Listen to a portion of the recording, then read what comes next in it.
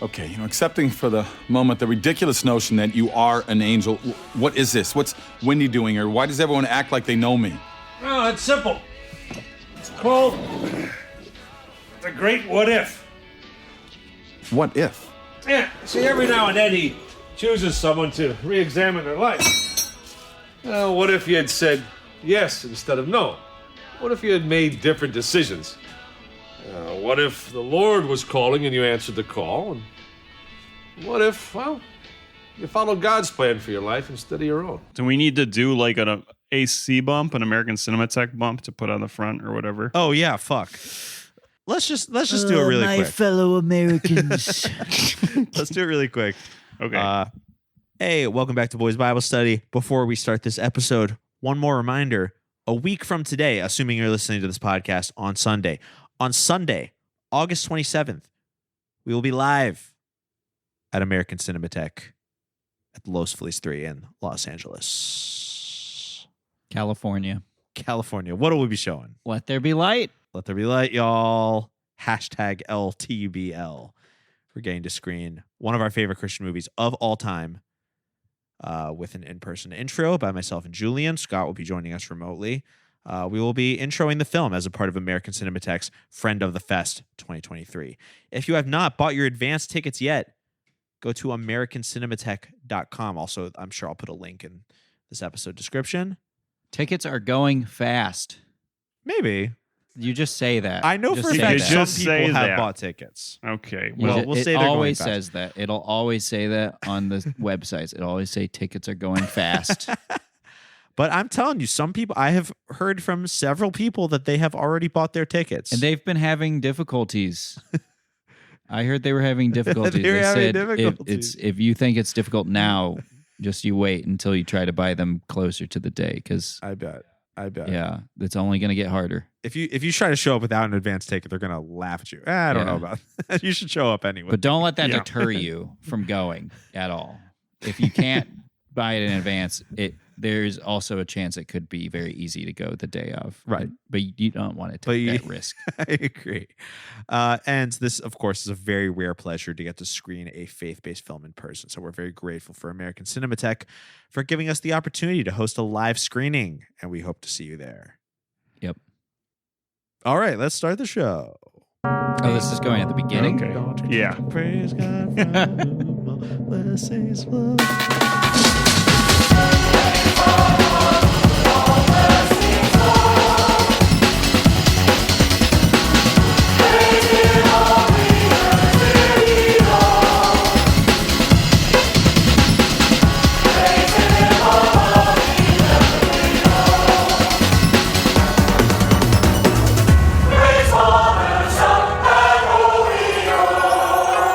This movie had me going back and forth. Like there were times when I was like, cannot wait for this to over. There are times where I was like, okay, they're doing something. Well, I saw Don't Worry, Darling the night before I watched this, and I thought this movie was great. Okay. Yes. Was that the first time you'd seen that? Yeah. Dude, it was a Isn't weird it good? thing. Well, it was interesting because I think that's the first time I've seen a movie where in post-production they accidentally mixed up the scenes that were supposed to be deleted with the scenes that were supposed to help like ramp up the tension and like make you care about the characters. So I don't know how that happened, but it was like neat to see like a movie with like really haphazard pacing because of that post-production all error. outtakes. So funny. Yeah. I mean, Florence Pugh is the only person who... I thought Chris Evans, or whatever his name is, Chris Pine, was like decent in it, and Florence Pugh was great, but everybody else was... Harry Styles was one of the worst actors I've ever seen in a movie. Oh, not good. I was just assuming because of the Olivia Wilde thing that he was just doing one take and then being like, should I do that differently? And she was just like, no, you're great. You're perfect. No. Yeah. So funny that movie like fucking ruined what's his name? Ted Lasso's life. Jason Sudeikis. Yeah. All that drama over this fucking piece of shit movie. That's literally just an excuse for Olivia Wilde to fuck Harry Styles. And for her to be like, come back, Shia LaBeouf, you're a generational talent. God, that movie is such a fucking it's like mood board core. Every scene is just you can just see what movie they're ripping it off from. Oh, what a piece of shit. But yeah, I mean, that will make What If be a lot more enjoyable if you watch Don't Worry, Darling. It's all about before. context, really. Life is all about context. Pretty similar themes. Yeah, I think so. Shall I introduce the show? Yeah. Yeah, why not?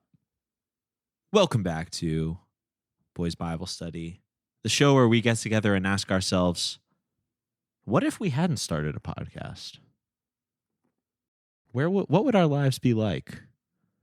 What would our listeners' lives be What would like? our listeners' lives be like? I'm just imagining, like, Scott would be like a big time investment banker, like chomping on cigars. He'd be way better off financially. It's the meme where it's like if Bernie would have won. Yeah. If Bernie won, and it's like we're living in like the utopian in the Jetsons bubble world. utopia, yeah, with like flying cars and shit.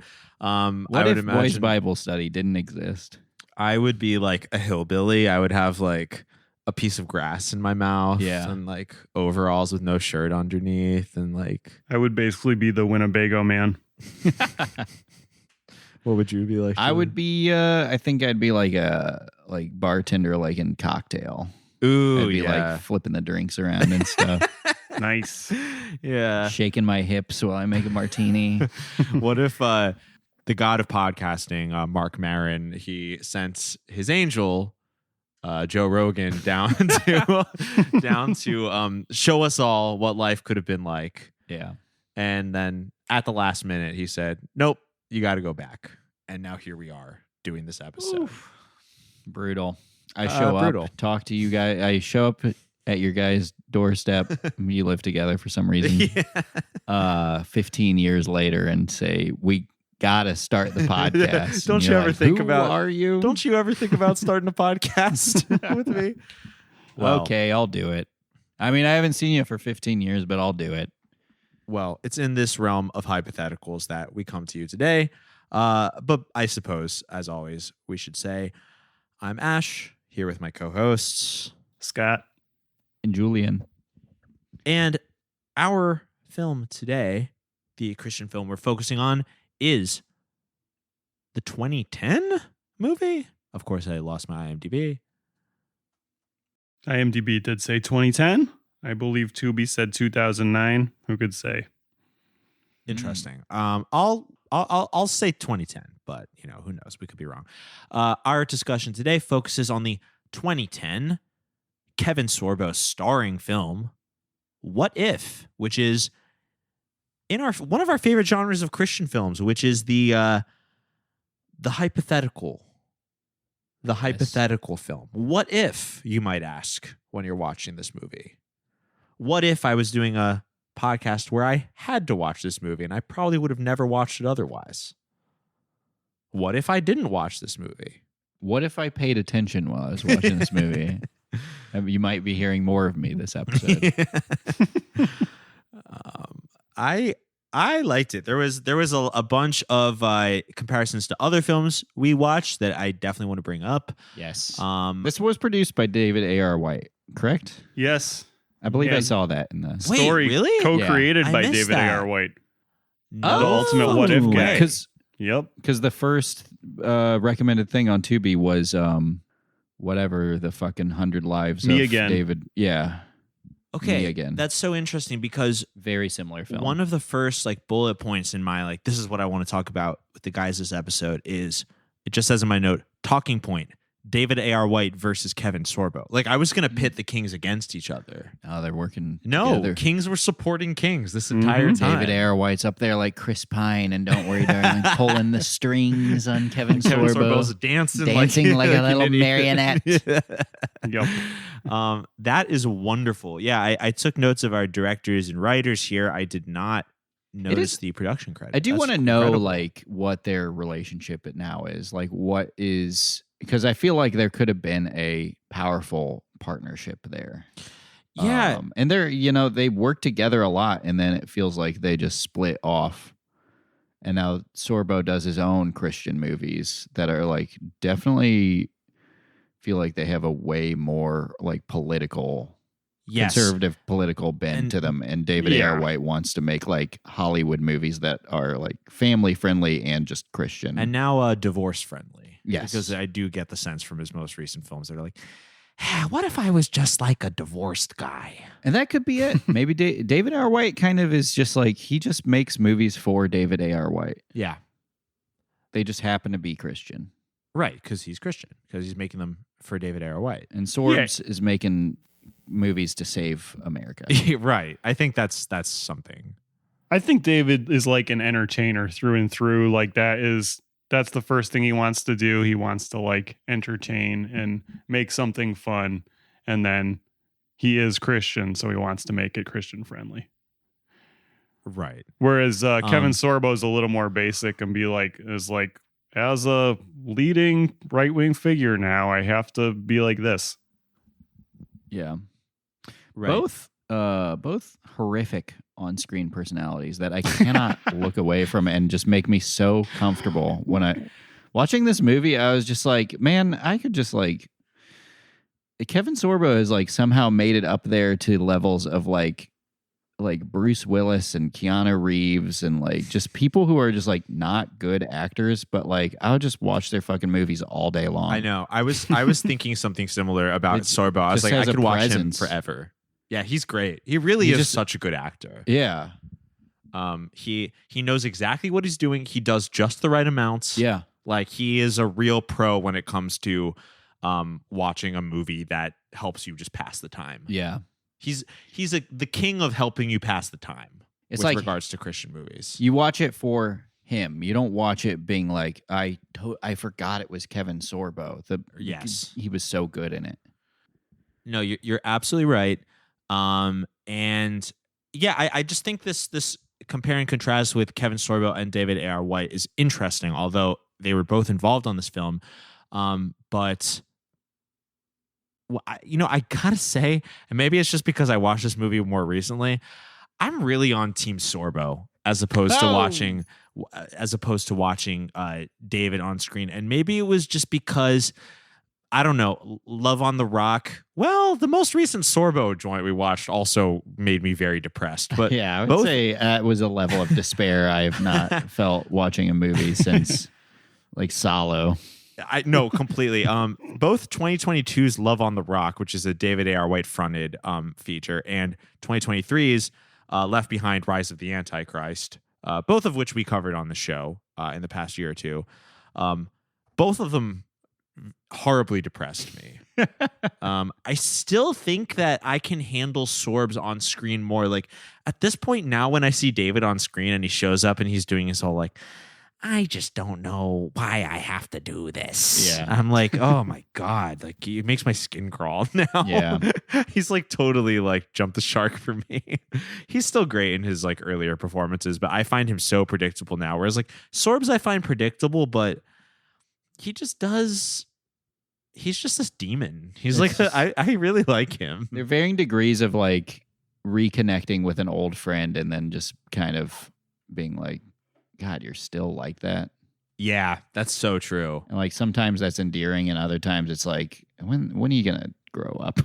I think a big difference between Sorbo and David for me is that, I mean, this actually, as a fan, works to Sorbo's benefit, even though it's not a compliment to him.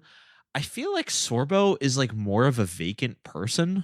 Yes. I feel like he is more of a shell. Therefore, as an actor, he's like inhabiting a vessel. Yeah. And I feel like with David, I get, this is so unfair to say because I don't know either of these men, but with David, I get the sense that he has a rich inner life and he's really bringing a lot of himself to the roles. Whereas Sorbo, I just think is like so excellent at going through the motions in the way that an actor should. You are not going to get David A.R. White to say trans regret Snoopy on a cameo. No. Because he has a brain in his skull. I know. So he's like one step above Jim Caviezel in terms of like actor brain. I mean, Jim Caviezel is like the actor brain. It's kind of like in Evangelion when the Evas go berserk. It's like up until that point, like the Evas are just Kevin Sorbo. Like they will be the mech instruments of human desires, but then they go like berserk mode, and that's like what Jim Caviezel is. Jim Caviezel is the only person in politics right now. Well, the only political figure who is like has less going on upstairs than Joe Biden. Like has more holes in his brain. Yeah. Oh man. But yet, David A.R. White was involved on this production. And, another link between the two of them is that I did notice that there's 3 writers with credits on this movie. I'll list them, and I'll list, basically there's 2 people, Chuck Konzelman and Cary Solomon, who both co-wrote God's Not Dead, the first God's Not Dead, which famously, that is the ultimate, like, that's like Heat. That's like, De Niro, Pacino of like Christian films, where Kevin Sorbo and David A.R. White both star doing what they do best. Another co-writer, Andrea Gyertsen, I had never heard of her. She wrote Mom's Night Out, which we still haven't covered. That's a big series right now. I think it is. We still haven't covered that. We would like to. Yeah.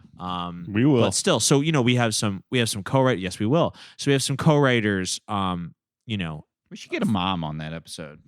That is a great. Yeah, I agree. idea. I agree. Let's get a couple moms. Let's show them a good time. Yeah. Let's take them out on the town, Moms get them fought drunk, out. take them back to my place, record a podcast.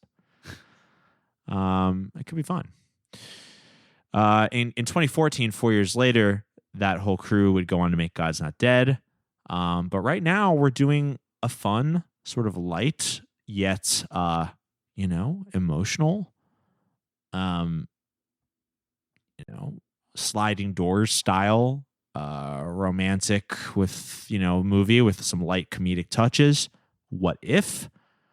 We have the king of Christian body swap films, David A.R. White, as a co-producer.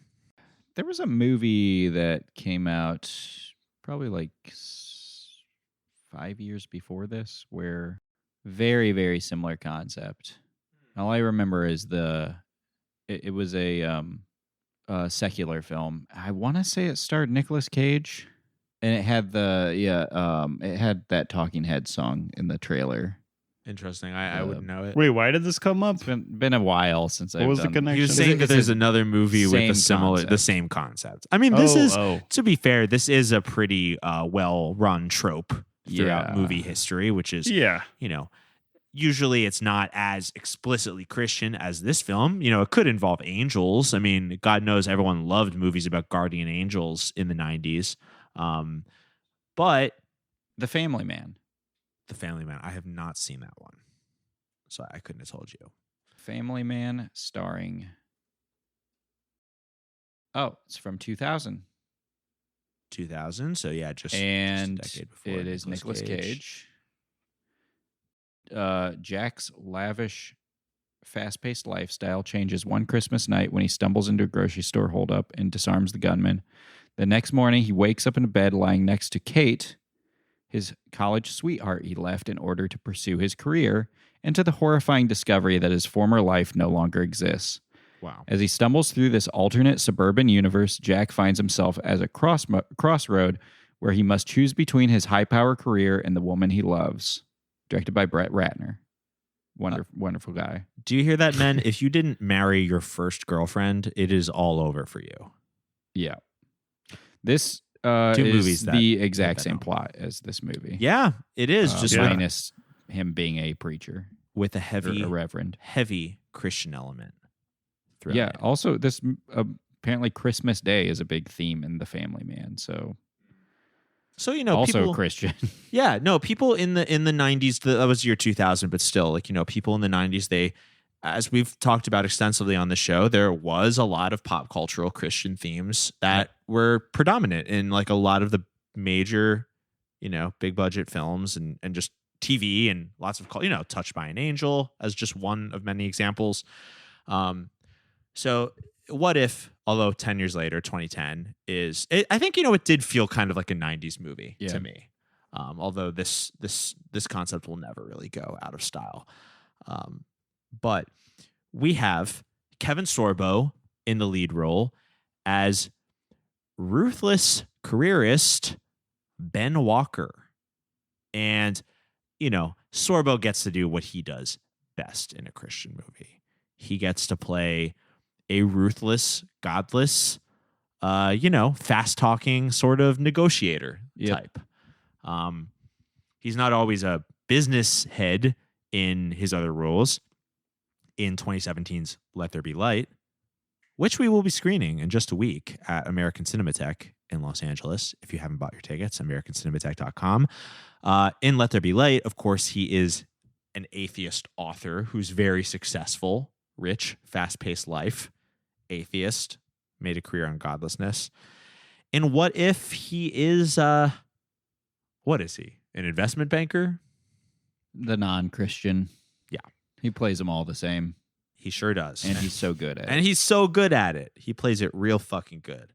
I believe he's an investment banker is what he considers himself. And we see him early on in the film, and he is playing some fun psychic terrorism mind negotiating games in a meeting with a company that is going under. He is exploiting their bad business decisions in order to take over the company. And he's great in this scene. This is my favorite part of the whole movie. Yeah. I loved him. A couple thousand years ago, Rome was the most powerful nation in the world. No one is even close. Didn't he say he was going to say something about the future? Rome was so strong that when she bent her gaze on the second most powerful nation in the world, Egypt, the Egyptians surrendered without a fight, rather than go up against an empire that had never lost a war. Those nations who capitulated were treated well, very well. Those who didn't were still conquered, but Rome was unkind to them. Hey, you're not Julius Caesar, okay? No, I'm not. He didn't think big enough. Who else we got in this flick? Well, we should talk about the director, Dallas Jenkins. Yes, since, Yeah. Please. created, co-wrote, and directed The Chosen, which is like the hottest thing in Christian cinema of the last few years. Streaming. It's huge. Mhm. It's the hugest show on TV. Why haven't we been covering this? It's so funny. We cover so much shit, and I'm happy with what we do, but then I'm like, oh yeah, this is like literally the most famous Christian thing of all time is like happening this whole time. I know. Yeah, but it's just like it's got to be not like interesting. mediocre, right? Yeah, I don't know. It's not nearly as interesting to us as it is like the other things we cover. We will cover. Have it you one seen day. any of it, Scott? No. Apparently, it's like what intrigues me is he said he wanted to make a show about Jesus that was like a bingeable Netflix show, and apparently there's a lot of like creative liberties taken with the Bible, Yeah. which is very cool. That's As a if, lot of fan as if fiction. that's a new concept to the world of Christian Right. media. Like another Kevin Sorbo movie we watched, Joseph and Mary, which is like yeah, full Jesus Bible fan Christ. fiction. That movie is insane. I'll tell you what's also cool is Dallas Jenkins, his dad. Do you know who his dad is? Leroy Jenkins. His dad is Jerry B. Jenkins, and he be Jenkins, all right. Writer of the Left Behind novels. Wait, what the fuck? Yep. What? This is like Christian royalty. Oh my god! And his dad is writing the novelization of The Chosen, Jesus Christ! which you would think is the Bible. It was very funny. I just read a quote. I read a quote that said, oh man, let me see if I can fucking find this. This is so funny. It's on the Wikipedia. Dallas Jenkins' father, Left Behind author Jerry B. Jenkins, has contributed a novelization of each of the show's first 2 seasons. An additional 3rd novel is planned. Let's see. The elder Jenkins notes that this is atypical since TV shows or movies are usually based on a novel, but that in this case, it is the other way around, with the novel being based on the show in what he refers to as a quote-unquote backward deconstruction. He notes that the biggest challenge in this approach is adding detail to the story that is not part of the biblical account. So First off, hold on a second. This is not an unusual concept, having a novelization Not of a at movie. all. Second off, I do believe The Chosen is based on a book. I think it might be based on the best-selling book in the history of the world. He straight up got so lost in the sauce, he forgot the Bible existed. That's And incredible. he was like, the hardest thing is to write a book about this show because it's not based on anything. Dude, that guy, I don't say this. Bro, the book is already written. Just submit the Bible Dude, to the publisher. I rarely ever say this about someone. That guy is straight up going to hell. Like, And he's a Christian and he's writing stories about Jesus and he's making shit up. He is literally like, and then he's saying, what is and that he's- called? He's blaspheming. He's To straight make up money. blaspheming to make money, and he's like, this isn't based on anything. He forgot that he didn't write the Bible. He thinks his son created the story of Jesus Christ. That's how up their own asses they are.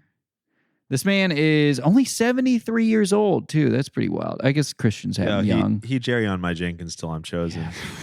He had a son when he was 25. Cool. Let's see. Is he the creator of Left Behind? Yep, it is. I All thought right. that name was familiar.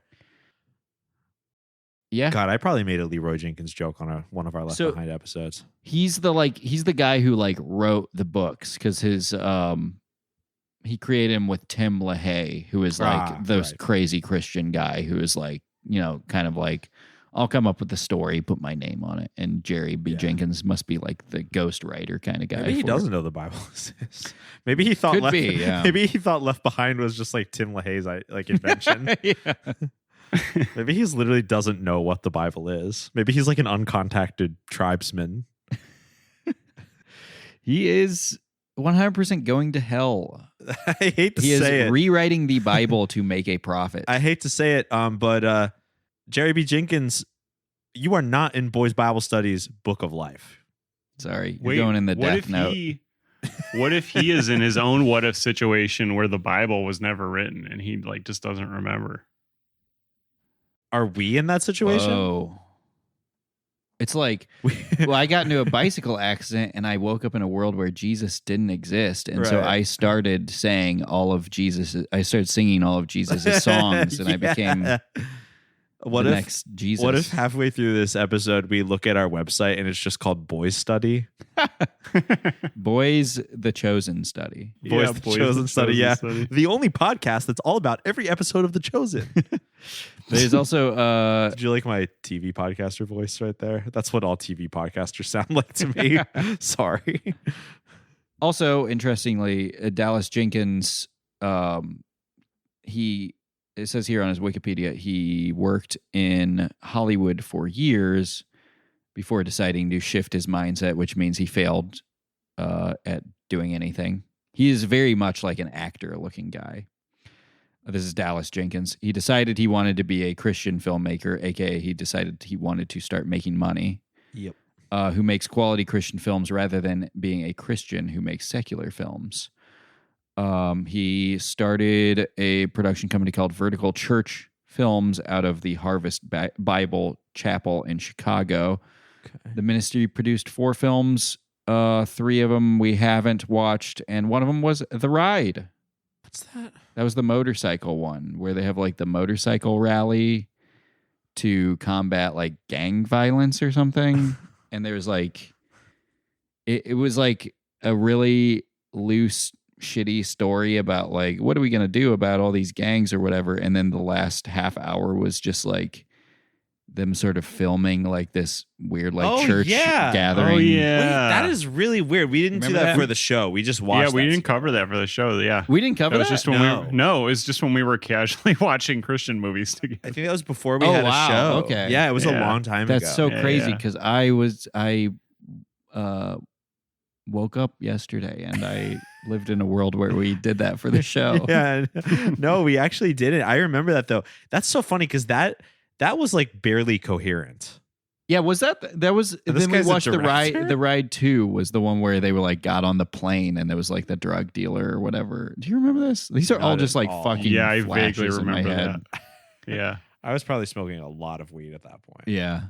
Sure. So the ride, Dallas Jenkins is all over. He's been in the background of our lives, pulling the strings like Chris Pine. Wow. Don't worry, Dallas. Don't worry, podcasters. Well, Kevin Sorbo has a moment such as we're having where he realizes that the past could have been different. And what's important to know before we go into Sorbo's character, Ben Walker's flashback, is that a crucial piece of data we're given is before any of this starts, where he's a hotshot on top of the world, we see a scene where he's at a bus stop and he's saying to a beautiful blonde, I'll be back in 8 months. Once I'm back, we'll never be apart again. We'll start that ministry that we talked about. She says, her name is Wendy, by the way. Actress is Kristy Swanson. Wendy says, I just have a feeling like this is going to be one of those moments we'll regret. And she gives him a Bible as a going away present. He says, no, we won't. Leaves the Bible on the bus stop. Title card, 15 years later. All of a sudden, now he's a ruthless, high-powered investment banker. Clearly, this ministry has been forgotten about. Am I misremembering this, or were they the same age 15 years before? Yeah, they totally were. Yeah. Mm-hmm. I was actually thinking that. I was like, damn, they look good for being like 50. Yeah. They clearly weren't supposed to be. But they obviously played themselves in the flashback. This is probably for the best. That the movie didn't really try to overcorrect the fact that they, were 15 years older when they had the second, this big, most of the plot of the story. But I think it's really interesting. This is where the movie sort of fell apart for me. How is a minister going to go to the city and become like one of a multi-millionaire investment banker? I'm sorry. The brain that it takes to do one cannot possibly occupy the space of the other. I mean, I guess these megachurch guys have a way to do both. I guess Gwen Shamblin can do both. But I guess it's like the sort of theme behind the movie was like God really wanted these two Christians to fuck. And as soon as they stopped fucking, like one of them became evil, I guess. I didn't really understand what the point of the movie was. Yeah.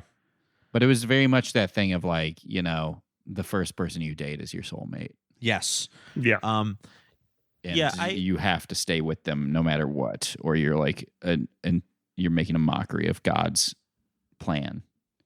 Right. My personal opinion is that honestly, the first and second act of the movies, there were moments I liked, but there are parts of it that really fucking lost me. Yeah. And one big thing I thought of, maybe you guys will agree or not. So basically, Kevin Sorbo's character Ben, he meets his guardian angel, played by John Ratzenberger, after. I'm just going to keep saying Kevin Sorbo. Who cares about his character? After Kevin Sorbo's brand new Mercedes breaks down and he hits his head on the airbag. This guy, he's got to stay away from car accidents. I know. He's always having film. Cars be fucking with Kevin Sorbo's character in Christian films. Yeah, for real, man. He For gets real. Run over by one in a car accident and let there be light. Turns him Christian. Yes. Every time he's an atheist, he gets hit by a car. God's Not Dead, he gets hit by a car. Yeah. Admission to by David A.R. White. Yep. Every time a car accident happens, he becomes a Christian. So it's like Dylan. Bob Dylan. He got into a motorcycle accident and became a Christian.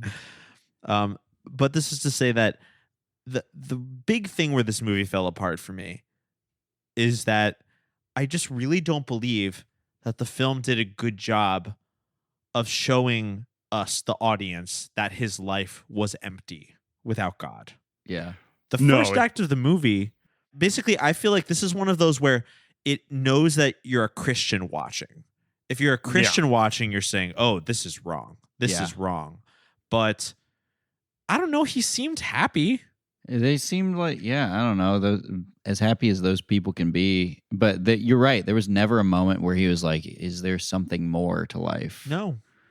He seemed confident and content. Yeah, he had his ran through girl boss high body count fiance, girl boss fiance, who, you know, she was definitely portrayed as materialistic. You know, she was asking him how many carats the engagement ring was and all these things that, but you know, he was in on it too. Yeah, he didn't care. And in fact, the whole time during his alternate reality, he's just like, can I just please get back to my other life where I was happy?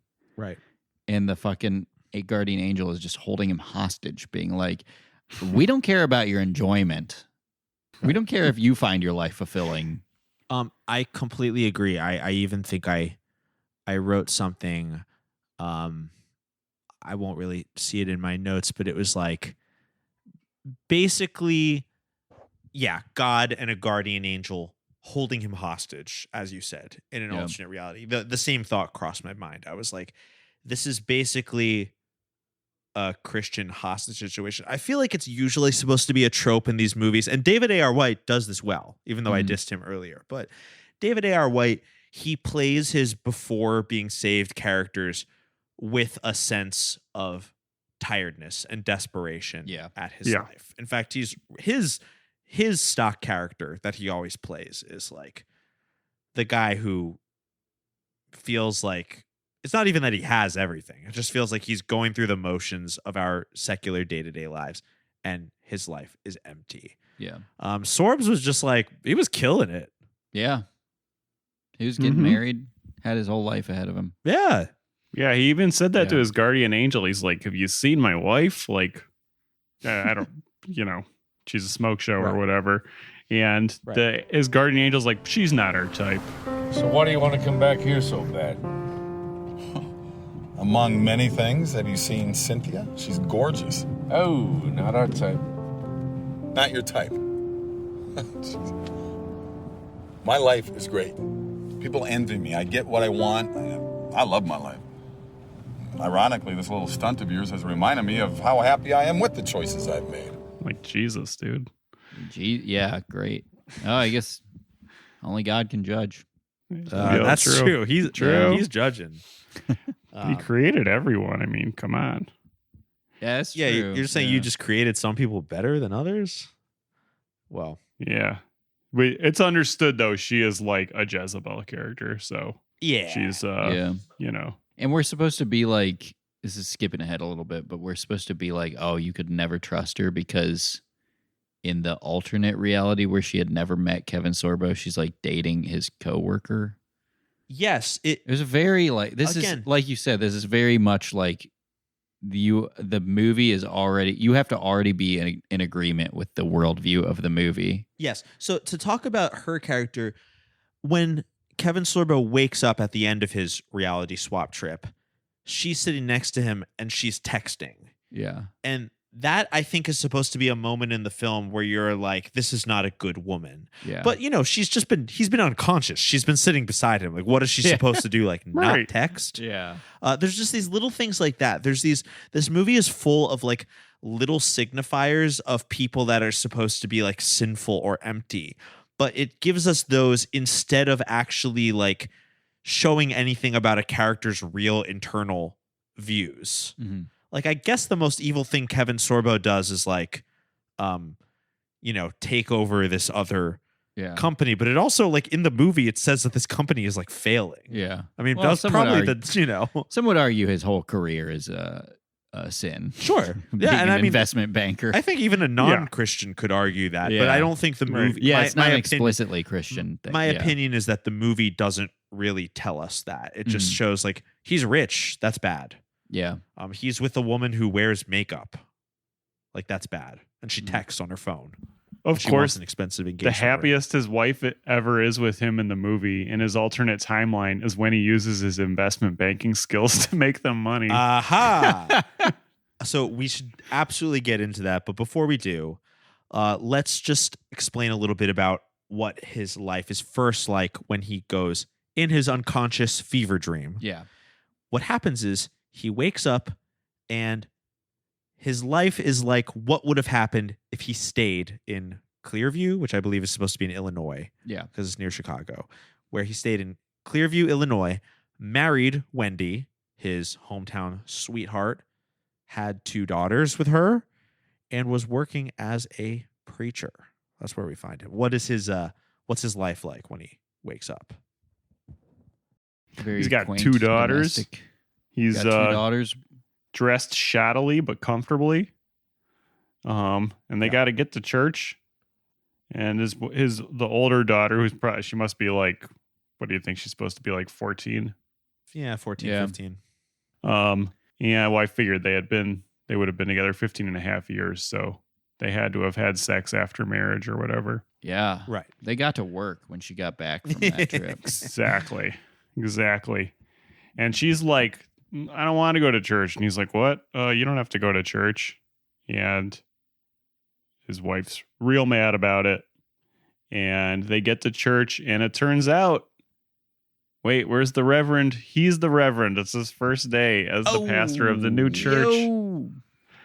Which actually reminded me of another David A.R. White movie, Mercy Streets, where he plays his twin and he gets thrown into the same situation. And he kind of gives a similar message. It's the exact same scene. His down to the fingerprints letter. are all over this movie. I agree. Mhm. I'm very heartened to hear that he's the producer of this film because you're right. It was literally note for note the same scene from David A.R. White's Mercy Streets, where he plays 2 characters who are identical twins who live very different lives. In Mercy Streets, the evil materialist twin has to pose as his brother by preaching in church, but all he knows is to preach about his love of money. The same thing happens in this film, except for it is Kevin Sorbo in an alternate reality as himself in different circumstances. But he completely alienates his new congregation because he's just been thrust hours ago into his new life. He doesn't even know he's preaching. So he gets up on the pulpit and he just says, making money is good, so try to make more money. You know, Noah, look, there's Noah. He had an ark. Noah had an ark. And, well, he couldn't have afforded to build the ark without money. You know, so God obviously wants us to have money. And God wants us to be happy. So, try to make more money so you can buy things. And then you'll be happy. So ridiculous. I hated this scene. It was so awkward. It was like well done. I just did not enjoy watching it. It was one of those like secondhand embarrassment type cringe things that I don't really care to watch in a film. You felt uncomfortable for him or for the congregation? Or both? Both, frankly. Yeah, fair enough. Real quick, I don't know what is going on with David A.R. White's divorce, but yeah, I just looked him up and I looked up Me Again to see when it came out. It came out 2 years after this movie. Yeah. Looking at the cast, it says David A.R. White, and then it has Andrea Logan, right, his ex-wife. When you click on her name on the listing, it autofills your search bar to Andrea Logan White, and White is in all caps, like it's emphasizing that she is married to him. That's still. Interesting. And her little her career listings underneath her name say actress, and then David A.R. White's ex-wife. That's That's feels very like, interesting. Yeah, that feels almost very feels bizarre. like. Yeah, I would like to think that's just some weird form autofill, like auto lengthening, but yeah, that almost feels like a fan or David himself is like going in and like rewriting. I don't really think David would do that, but like someone is going through and like when you click on this, it will say White in all capital letters, so everyone knows. Yeah, that she is the love of his life. Yeah. It seems like it's like a David A.R. White like Misery style fan who like can't handle the fact that they divorced. Like thought that David and Andrea were like the perfect Christian couple and they're destined to be together. I'm now imagining another what if timeline where Kevin Sorbo's guardian angel is keeping him in the misery house and like chopping off his feet. And he's like, it's for the best. It's your choice, but just do what I say. Yes. Oh, real quick, his older daughter in this movie is played by Debbie Ryan. Who is that? She's a Disney Channel starlet. This is her first movie. She's got some pretty good cringe compilations on YouTube, I found out, including some. She's apparently done like 2 interviews in the past couple of years, and she is really not good at giving answers to questions. That's a shame. I mean, she's good in the sense that it is just completely entertainment. Yeah, right. Completely cringe entertaining. And married to the drummer from 21 Pilots. Fucking 21 Pilots, man. Yeah. Just some little flavoring here. Interesting. I thought she was good in this movie. I mean, not that she had to play a deeply complicated role, but she was funny. Yeah, I thought so. Yeah. Believable, angsty teen who's like annoyed with her parents. Yes. And it's really tough at first watching the drama as, you know, Kevin Sorbo is playing himself as the investment banker, you know, trying to be dad to this family where they have, you know, $800 in their checking accounts. And, you know, he tells the little daughter that her goldfish probably went to hell when it died. And, you know, he's being a bad dad to these girls. And, you know, a disappointing husband to his wife, Wendy, who apparently gave everything up so he could start a ministry in a small town, and, you know, did it because she believed in God and in him. And, you know, she gave everything, and now in this reality, and here he is just yucking it up and telling people that they're too poor and, you know, just being a shitty guy. Yeah. Just blowing it, letting them down.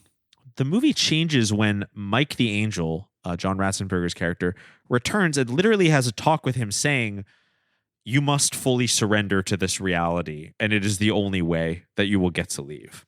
Straight up holding a gun to his head. Yeah.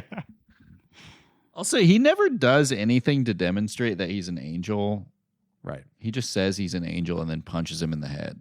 Yeah. Well, he says at one point, when I'm in my earthly form, I'm not allowed to use my powers. Oh, how convenient. I know. Mhm.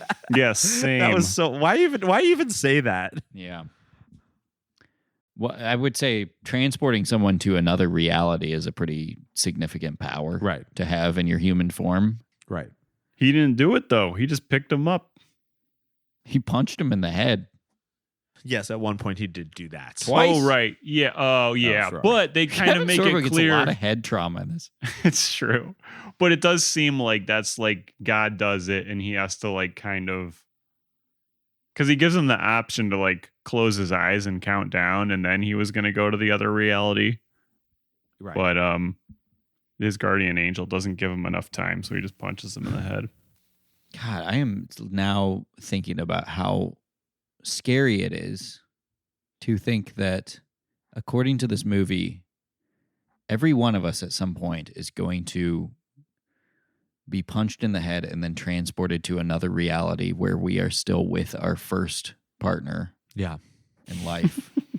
I could be a closeted gay with my high school girlfriend. Yeah. And that's what God wanted. That's probably true. Yeah. It happens all the time. We're just basically. fucking twiddling our thumbs until that's the great reset. The great reset is when you get bonked on the head and live a different life. That's what Q is getting us ready for. Oh my God.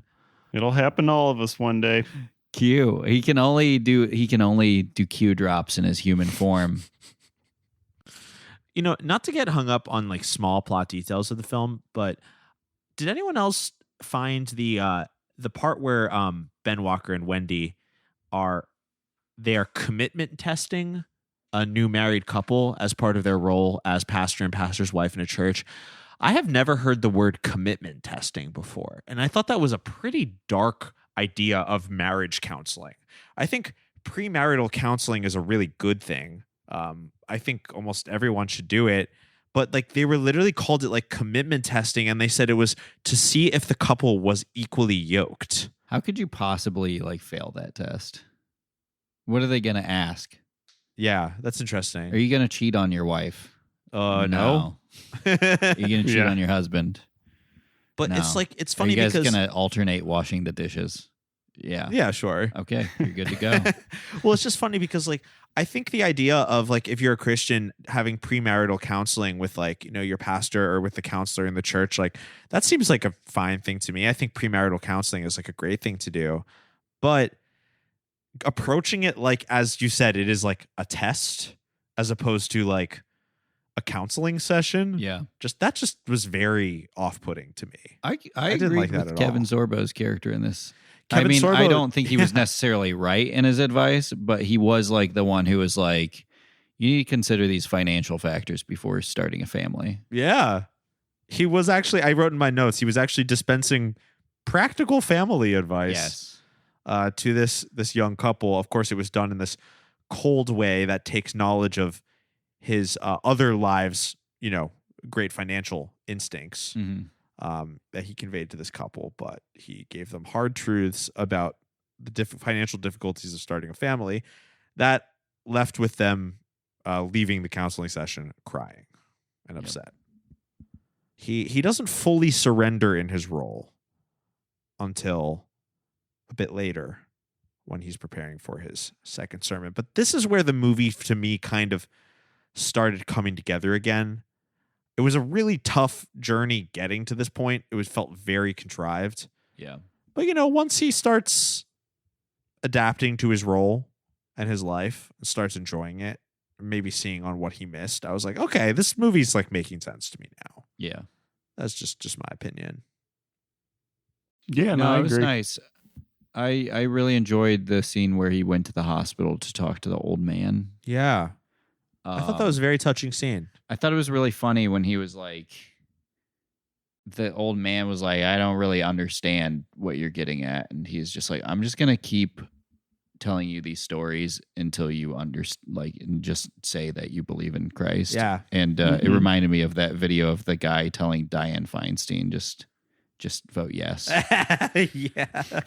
He was literally like, okay, just say this stuff along with me and like you'll go to heaven when you die. Yeah. Kevin Sorbo is called to mission to a rich man who's dying in the hospital, who doesn't know Jesus and who also seems to be held in a hostage situation. It seems like the hospital is like, we need to get someone in there because this guy doesn't believe in God and he's going to die. So they call in, this guy has said has not asked for religious counseling. Yeah. But they put him in there. Kevin Sorbo explains the parable of the vineyard owner in a way that I actually like really got that parable now. I was like, oh wow, that's great. It's the parable where the if a man hires night workers and the ones who he hired at the end of the night, he pays just as much as the ones at the beginning of the night. If this is a parable for God's grace, it shows you that you can convert to Christianity at any point in your life. And as long as you're sincere in your belief, you can be saved. And this could be a comforting word to someone who is dying and wants to find God's love right at the end of his life. He still has granted it. Yeah. I thought the movie did actually a very good job of conveying that parable. It was that's nice. Kind of what they're going for with Kevin Sorbo's character. Right. By showing him, I guess what they're trying to do is show that he can use his knowledge, the things that he's learned through his success in the financial world, to help the church thrive, his childhood ministry thrive. But it does it through this super bizarre thing of you also have to get back together with your high school sweetheart and go to an alternate reality to figure that out, because you had no interest in doing that before. It just was such a convoluted way of being like, hey, it's sinful to be accumulating wealth like this. You need to use the skills you have now that have brought you success to work for God and bring God's glory to earth. So this is a very good point, and I want to connect it to what Scott brought up earlier, which is such a funny twist in this fucking movie. This whole movie about how he has to flee his life as an investment banker. Yes. And he solves all of the movie's problems by earning a lot of money. Yep. I don't know, Scott, if you wanted to talk about this scene, because so as we talked about earlier, the last thing he does before he gets transported to another timeline is he closes a great deal, and using knowledge from this deal, knowing what's going to happen to this company, he buys stocks accordingly with the $800 some they have in their checking account. And he said, as he's doing, he's like, I sure hope I'm right about this. And like, listeners, you know he's going to be right about this. And Yeah. he comes back and he's telling his wife, who's, I forget how it even comes up. Maybe she's concerned about the cost of something. He says he's going to do some remodeling on their home. Right. And she's asking about it. And he's like, well, Like, where did we get the money for this? You know, Yeah. we only have $800 in our checking account. Uh-huh. And then Also, he... I will say that is not really serving God's wishes to remodel your own home. Well, for your kitchen? Julian, Charity you begins saw at a brand home. new kitchen. Charity begins at home. Yeah. Okay. You're right. It's very important. Yeah, as in a brand new kitchen, we learned that the kitchen symbolizes the love between a man and a woman. Yeah. Mhm. So you have to have an expensive kitchen or your marriage is going to fall apart. You're right. Yes. So she's like, well, where did we get this money? And he explains that he had a feeling about this stock. And so he did that. And then, like, I don't know, he explained something I didn't understand about like flipping that into something else. And then he's like, let's just say I made enough money to put the $800 back, take care of the termite problem at the church, and have money left over for the remodel.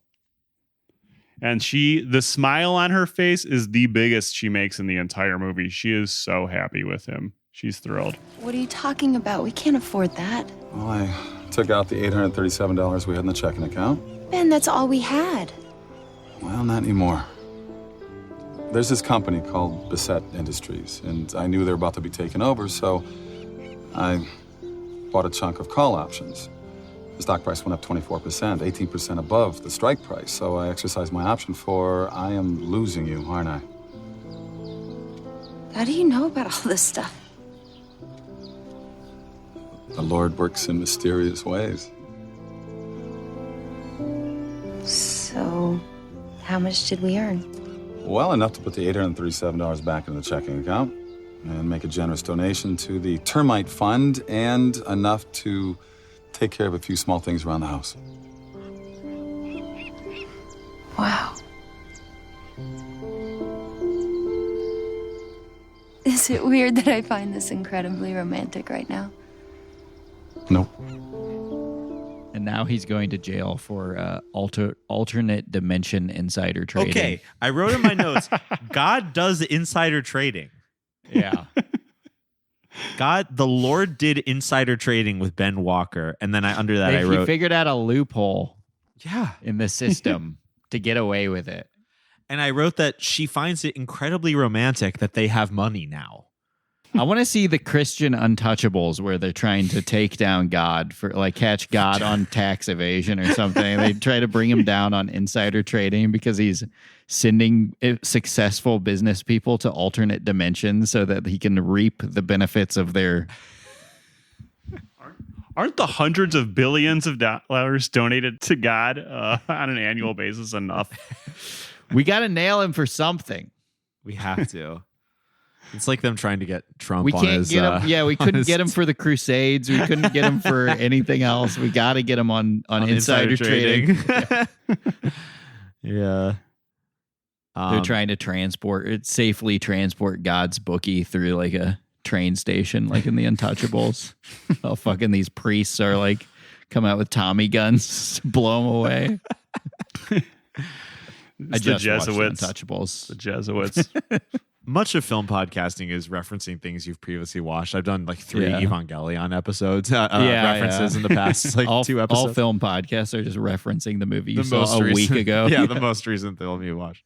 It is really funny that we're like ran through fiance bad for idolizing money. Right. Virgin wife good for idolizing money. Right. Yeah, doesn't make any sense. It doesn't make any sense other than I agree with you. It does seem to be like this is not a theme of the movie at all, but just with these signifiers of that show feminine innocence versus feminine like experience, worldly experience. Yeah. I do agree that there seems to be very little difference between the elements we get of these two fiancés. Yep. Yeah, I mean, because his stock market trading was in the means of getting the termite problem fixed at his church, that was considered good. But yeah, it was money. The sermon he gave at his botched church service in the beginning, where he said, "Money makes things better, so try to make more money," Yeah. ended up being completely true at the end of the movie. Yes. That was supposed to be his failure of a sermon. It really And did. it improved his entire family and community's lives if they just had more money to go around. Well, That made actions everything speak better. louder than words, you know? That's why his They wife sure didn't get the message the fucking first do. time, because he just used words. That's a really Idiot. good point. However, just when things are going perfectly, it seems like Sorbs is really enjoying his life because he made more money in it now. And he's really enjoying the fulfilling family life with Wendy. Mm-hmm. His guardian angel, Mike, gets a call from God himself and says, "It's your time to go back. You're going back." Sorbs wakes up in the hospital bed and says, "I'm going to make some changes around here." Yep. Because he learned somehow that the life where he already made, tens of millions of dollars, I'm sure he could just quit this job and be fine. Yeah. So So this is my So other big. frustrating. This is my thing about this movie, and this is like one of the final things I wrote in my notes. This movie is like the ultimate internet trad guy fantasy. yeah. Because it supposes that you have to choose between two completely prefab lives. Mm-hmm. The one where you are a very materialistic multimillionaire, and the other one where you have married that like virgin trad wife, childhood sweetheart whom you love, who makes you breakfast, and you live in you live in a small rural home. You have a ministry. You do everything that like those guys post on Twitter, and we have to return to this. Yeah. And you fucking have your cake and eat it too. As one of Yeah. you said that earlier when we were just talking about like the concept of this movie. Sorbs gets to have that life, and then at the end, when, spoiler alert, he wins back Wendy, he gets to just take everything from this life he's already set up and just jump right back into the thing. He just delayed his gratification by 15 years. That's all Yeah. he did. That is some world-class edging. That's 15 for years of sure. edging. Mistress says I need to edge myself for 15 years before we get back together. What is sad is that in reality, these people do exist, and they keep their 7-figure investment banking jobs and donate money to crypto fascist Christian Republican candidates, anyways, and go ahead and do further the influence of their beliefs. Yeah, it's just that They don't have actually to quit and join, like become a minister. Right, you don't have to, but yeah, you're right. That what takes the place of the fantasy? Because listen, we all in our lives, you don't even have to be a millionaire investment banker to look around at the stupid little fucking things you do for fun and for your job, and like the money you throw at some hobby or whatever, the drinks you bought last night, the whatever. You don't have to be a multimillionaire to look at this shit and think, what am I doing? Yeah. My life is meaningless. Yeah. And those people feel it too. The ones who are donating to the crypto fash, Christian people. Yeah. They feel that too. And yeah, they just what's the word? They replace their, what they're yearning for is the reality that Sorbs is presented with, where he can just go back and suddenly feel what it's like to live as a rural minister. Yeah. But yeah, they don't get that. So they donate to the political side that harkens to those aesthetics without actually being any part of them whatsoever, Yeah. which is like why the guys on Twitter with Greek Abbey statues will post a picture of like a beautiful milkmaid and be like, return. Not even a joke. So bizarre. It'll be like, this is the life for me. It's like, you'll never get that life. You're signifying it on the internet. And that's the closest any of us will have to attaining that. In this movie, Sorbs gets that life. What the fuck was Wendy doing for 15 years? That's a really good Riding point. this bus over and over again. Yeah. I was expecting her to be like, I thought it would be like, not just that he gets everything as you just explained, but I thought she was going to be like, dude, I already have a family. I stuck to like who I was the whole time. Yeah. That would have been a good ending. I honestly thought they were going to go for maybe there would be like one last little deeper message of being like, you can't just, undo your mistakes. Right. Yeah. You need to like learn from them and like figure out what you really want. I think so too. Those, like, your actions have already happened, but instead he just gives his little spiel of just being like, please, come on, you gotta fuck me. Come on, don't you still think about me? Yeah. Because she After hasn't 15 years. She basically, I mean, the movie doesn't say this, but it basically says she hasn't had sex with anyone at all.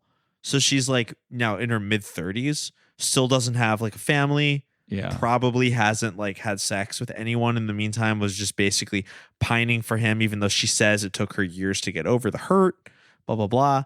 But no, she still was. She was waiting for him for 15 years. Yeah. And here he is, and he's ready now. Just Riding that bus back and forth from Chicago to wherever city they were in, to Clearview, or I just came up with an alternate title for this movie: "Riding the Bus with My Minister."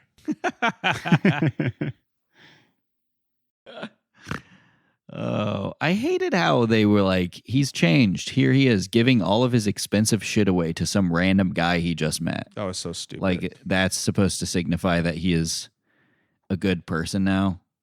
It's like, that's not what charity is. No. That's not what God wants you to do with your wealth that you've accumulated, is give all your shit to the first person you see. No. Oh, that's called the lottery. That's called winning the lottery. Yeah, and also he didn't just give it to him; he traded. Yeah, that too. He got something out of it, because I thought that's what it was going to be like. Oh, he's a changed man. I was like, oh no, you're just like making another deal, because that's what you do. Yeah. Here's my Mercedes. Good luck paying the insurance on this. Yeah. It takes premium gas. It gets 11 miles to the gallon. Meanwhile, I'll take your Volvo, your reasonable sedan, and bicycle on top of it too. I'll take your bicycle too. Did he have to take the bike too? Also, a Mercedes that had been like totaled. Yeah. You're gonna have to pay for the repairs too. Yeah. By the way, that's how I ended up in the hospital. By the way, I crashed my car. My Mercedes. Yeah. He's making deals to the bitter ends. He's he had the art of the deal. He made the perfect deal. Trump is going to be sitting in prison. John Ratzenberger is going to show up, conk him over the head with a billy club.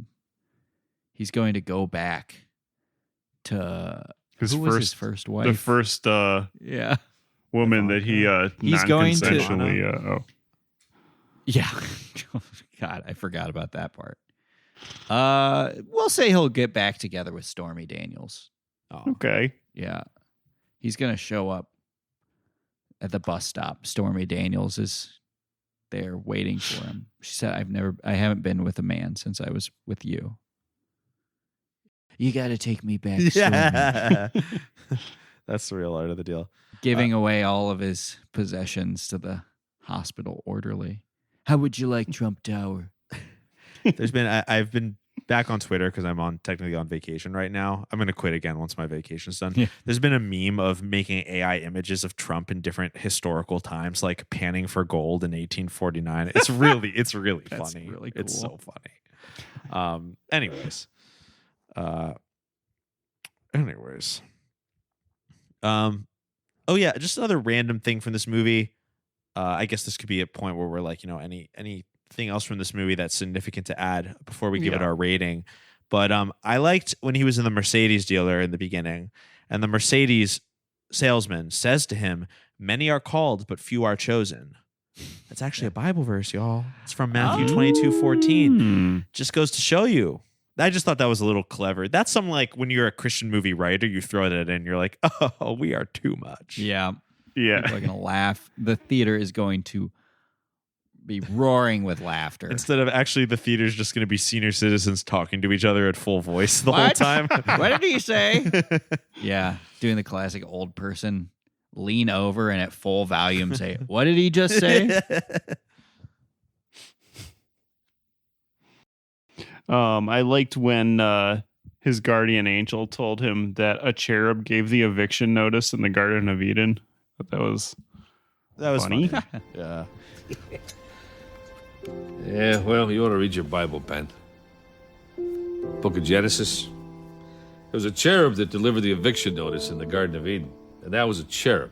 And that was not too long after he told Kevin Sorbo that God sacrificed everything to be with you. I was like, what? Yeah. I was like, what does that mean?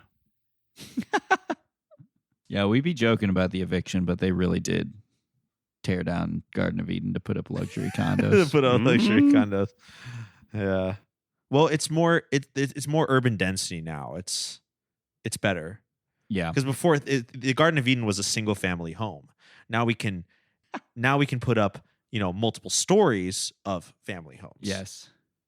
And the condos, the rent of the condos is more than the rent of the Garden of Eden ever was. But there's going to be more of them now, and that's good. All right. I just found out the thing. This is fucked up. It has nothing to do with the movie.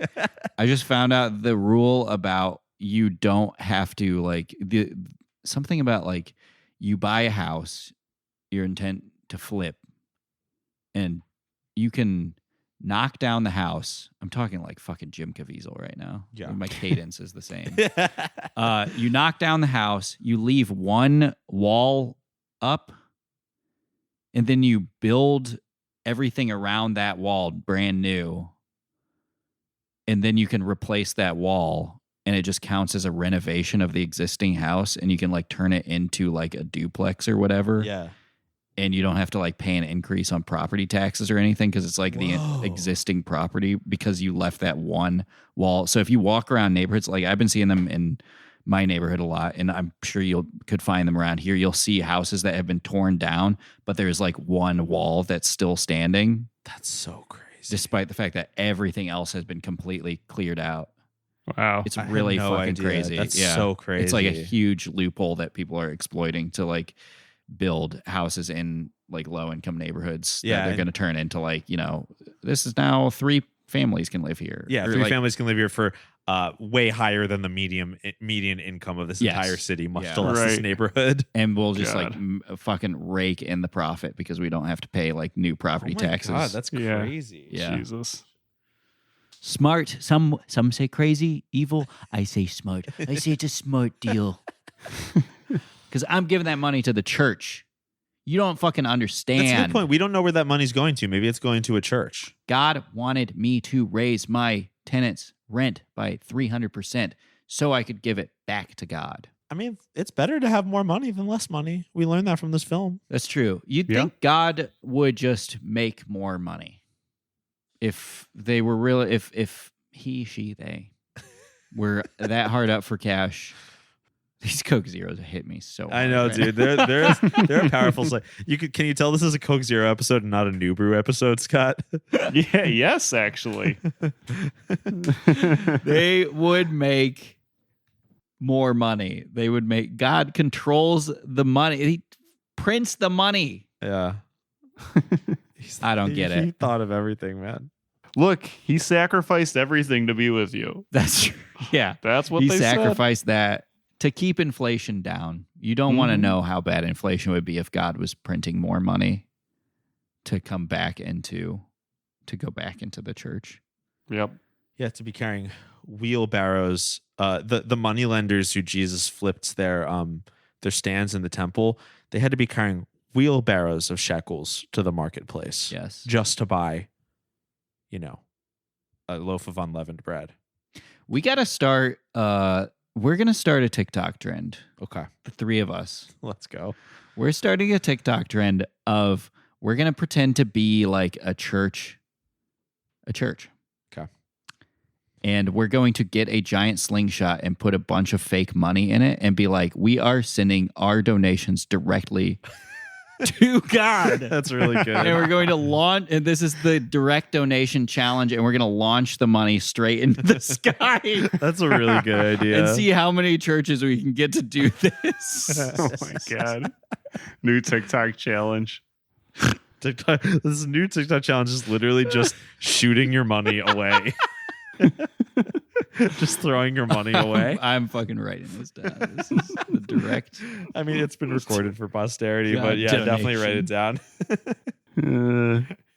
Another cool thing that happened in the movie was that K. Sorbs to make up with his angsty teen daughter, specifically for not letting her go to the after party after the dance. Which, like, what's she do? Like, she'll learn, but like, don't say that's where you're going. You're going to a sleepover with your friend that the parents trust the most. No more questions. Yep. Exactly. Anyway, what he does to make up for that is he gets 2 tickets to the Toby Mac concert for her and her potential boyfriend. What's that? It's 2 tickets to the Toby Mac concert at the stadium. It's because you're not a little girl anymore. I don't have anyone to go with. Actually, there's a guy who'd really like to go with you. Who? Dylan. But what if he doesn't want it? Oh, he does. I already talked to him. Trust me, he wants to go. Look, and this is not a date. All right, I'm going to have Wendy, your mom, drive you. And she's going to sit a few rows behind you along with his mom. And just as exciting, both of their moms will be sitting 3 rows behind them. Yes. And the moms will be kissing, y'all. They'll be scissoring. During the Toby Mac concert. Because you know Toby Mac make those panties drop. We live in. There was no Toby Mac in this movie. He didn't appear. No. Oh, you mean music? I don't think there was music or there was appearance. some music. There was some original credits? music. During the credits, I don't know because it was Tubi. It's just like it doesn't let you watch the credits. Yeah. Because I watched it on Tubi. I know that there was original music written for this movie because there was Christian stuff that played by Toby Mac. I don't know. I didn't think to check that because it didn't even occur to me until they actually physically referenced Toby Mac in the movie. But my guess is no. I think they just like referenced him because that's somebody Christian audiences would know. You got to pay real money for a Toby Mac song. Oh, exactly. It says nothing about Toby Mac on IMDb, but soundtracks, yeah. Dallas Jenkins sings a song in this. Wow. There's not a friend like the lowly Jesus. That little that little scamp. I think that was the song during the credits. Could have been. There was also like a song that played on the radio when he was in the car that was like suspiciously a Christian song, even though it wasn't underscoring a Christian moment. There was a couple things like that in the movie. Like a song was playing in the film and it was clearly like an original written for the movie. That was probably Christian. But no Toby Mac, I think. Oh well. What do you say, boys? Should we rate this one? Yeah. What if we rated this film? If we were to assign this film a numerical rating, what if that would be? I need you to punch me in the head first. I think I have a rating. Please. I love the concept that when somebody asks you what your testimony is, you could be like, God had my guardian angel bully me into becoming a pastor of in a town for a family that I've never been a part of, therefore tricking them permanently and never seeing the man who they truly knew and loved ever again, and putting me in an awkward position where I had to know how to convert somebody to Christianity, and that's how I became a Christian. So that was a pretty cool concept. And I really enjoyed seeing the old memories of the life that he never knew played out for him. It was a birthday present that he got, a DVD of old memories so that he could catch up on everything he missed. It was really beautiful. And that leads me to my rating. which is 2 daughters out of 2 sons, because in Sorbo's alternate timeline fantasy, he doesn't have 2 sons. He has 2 daughters. It's pretty interesting. Whoa. Wow, that's very interesting. Their names are Dasha and Anna.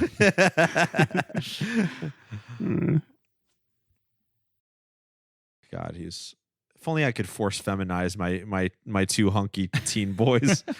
I'm going to give this 3 out of 3 blows to the head. Oof. That's some. Hey, get CRT out of the schools, and let's get CTE into the churches. Some interesting facts about Dallas Jenkins. He sings at least one song in the background of all his films. Okay. And he is, and I don't think Jesus would like this very much, he's an avid poker player and has several tournament results listed online. Well, you know what's something I learned? Here's something I learned actually from listening to Red Scare. Dasha did say in an episode, I haven't verified this, but there's nothing in the Bible that says you can't gamble. Okay. That's not different from the money changers. Right. Okay. All right. You're cool in my book, Dallas. I actually haven't verified. When she said that, I was like, is she right about this? But you can't be an avid poker player and be named Dallas Jenkins. I know. That's ridiculous. It's a little ridiculous. I myself would have to rate this movie, which, by the way, I think it landed on its feet at the end. It was kind of making me scratch my head, a little bewildered at first, but I thought it landed on its feet. It was very touching even at times. Gonna have to rate this one 100 shares of company stock for $8 each, totaling $800 out of my wife's checking account. Because this is a perfect Christian body swap film. Well, alternate reality film, but definitely sits in the Christian body swap genre, of which there are many entries. That'd be so sick if he took all their money and invested it and it didn't work out. It didn't work out. Yeah. I think that happens in families all the time. Yeah. Reinforcing some real good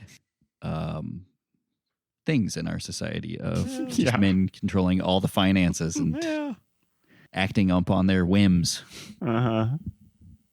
What if? Yep. Well, what if I thanked everyone listening to this podcast and let them know that if it was their first time here, please go to boysbiblestudy.com where you can subscribe to all of our free episodes. And if you really like what we did, if you really like what we do and want to support, what if you went to patreon.com/boysbiblestudy and pledged for $5 a month or more? I bet you would access all of our bonus episodes that way. But what if there were some very generous patrons that pledged $20 per month or more? I would thank them at the end of the episode. Thank you very much to Nicole, Marissa, Jeff, Kara, and Rhett. We couldn't do it without you. What if we were to close the show with an ending song? Oh My God, by Mary. From all of us here at Boys. What if there were 3 people co-hosting the show? From all of us here at Boys Bible Study, they were Ash, Scott, and Julian. And as at the end of every episode, they said, peace be with you. And also with you. Forgive me, Father, for I have sinned. I feel your love in me, it's coming from within. Oh my God, my devotion is so unwavering. Divine emotions when you enter me. Every day